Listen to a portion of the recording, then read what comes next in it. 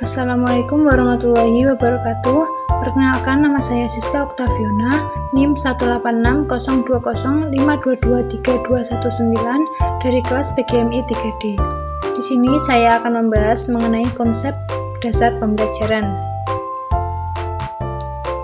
Pembahasan yang akan saya bahas, yang pertama ada hakikat belajar, yang kedua ada konsep pembelajaran, yang ketiga ada landasan filsafat, psikologis, sosiologis.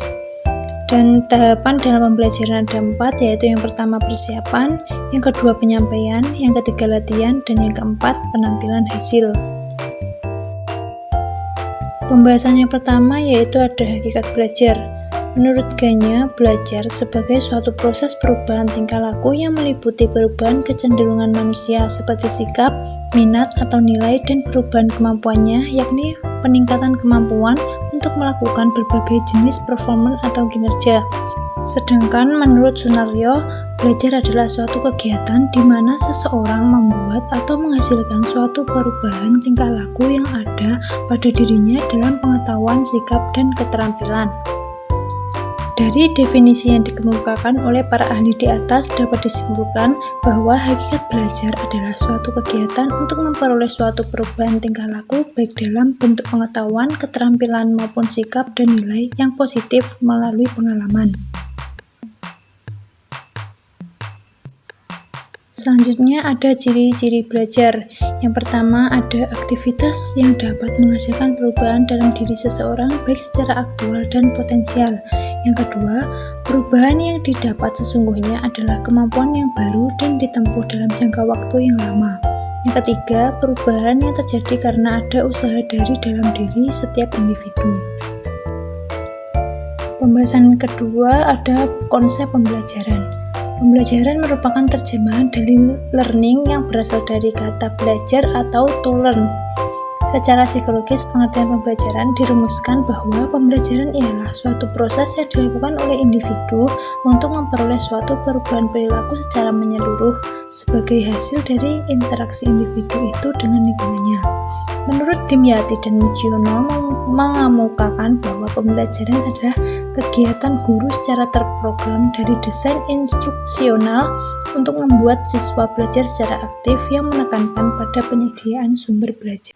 Jadi dapat disimpulkan konsep pembelajaran adalah suatu sistem atau proses perencanaan belajar yang ditujukan kepada pembelajaran supaya mencapai hasil yang maksimal. Selanjutnya yaitu ada ciri pembelajaran. Ciri-ciri pembelajaran yang efektif menurut Egen dan Kauchak. Yang pertama, siswa menjadi pengkaji yang aktif terhadap lingkungannya. Yang kedua, guru menyediakan materi sebagai fokus berpikir dan berinteraksi dalam pelajaran.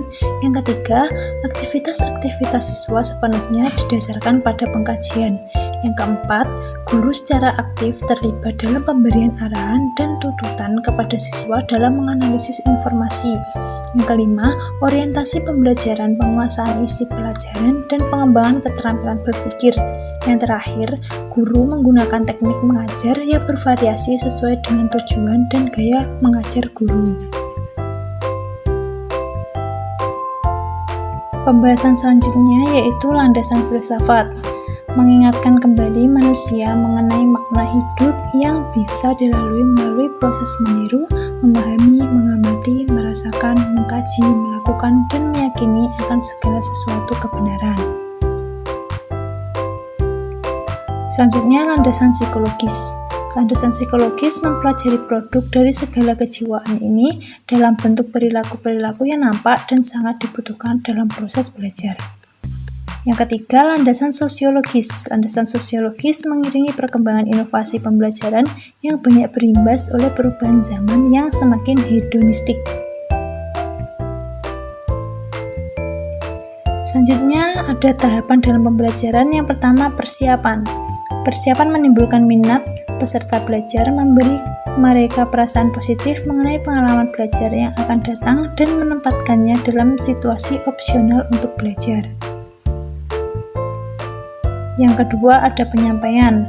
Penyampaian yaitu mempertemukan peserta belajar dengan materi belajar yang mengawali proses belajar secara positif dan menarik serta membantu peserta belajar menemukan materi belajar yang baru.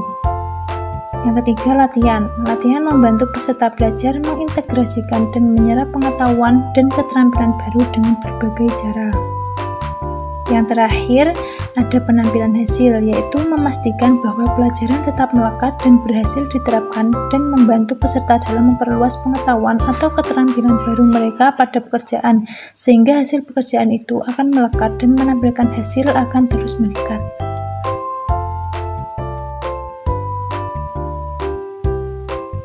Sekian pemaparan materi yang dapat saya sampaikan. Apabila ada salah kata, saya mohon maaf. Wassalamualaikum warahmatullahi wabarakatuh.